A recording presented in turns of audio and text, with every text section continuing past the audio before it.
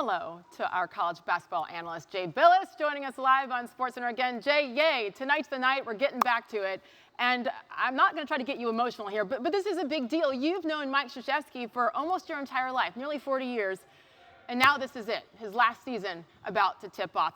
Give us some perspective on what you'll be keeping an eye on this season and what it means overall to the sport.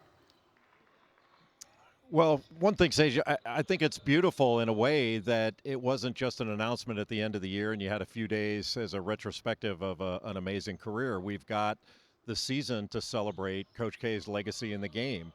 He's not going to look at it that way. It's not his last year. He's looking at it as this is the only year for this particular team. So he wants to win for his players, not necessarily for his legacy or to win his sixth. He wants to win their first.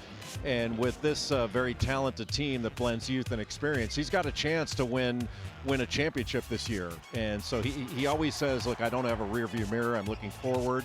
There'll be moments where it's going to be time to bask in it. But there won't be very many of those until we get to the very end of the season. But when most coaches just hang it up and it's very abrupt, this is going to be more of a celebration of his career. And I think in a way that's a really beautiful thing. Yeah, I think so too. Maybe surprising to some though, because we all know Coach K and how he kind of shuns that attention. But hey, hopefully he's able to really enjoy it as he goes throughout the season. His 47th as a head coach, 42nd with the Blue Devils. His legacy is certainly cemented. You mentioned championship aspirations for this Duke team, much different than a year ago. What are you expecting to see from them, Jay? Well, they've got some lottery pick talent, led by Paolo Banchero, the freshman, 6'10", from Seattle. And Banchero is a unique player. He's got great size at 6'10". He is very mobile and strong, but he's also very skilled.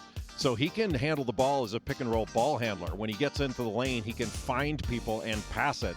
And he can grab a rebound, doesn't need to look for an outlet. He can take it himself and make a play. Oftentimes when a big guy grabs a rebound, takes it himself, you're worried about a turnover. With Banchero, not so much. But he's not alone.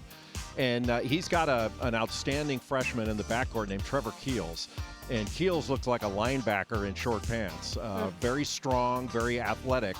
And set a record in the weightlifting program. He lifted 185 pounds 19 times. So at the NFL Combine, I think he's going to be drafted in the first round. Wow, that says something.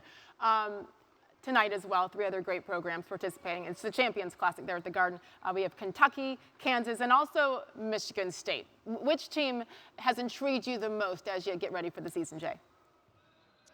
You know, for me, Sage, it's Michigan State. You know, I think the Spartans had a rough year last year because they were unstable at the point guard position. And when you have instability at the point, that instability goes to every position, your defense, your rebounding, everything.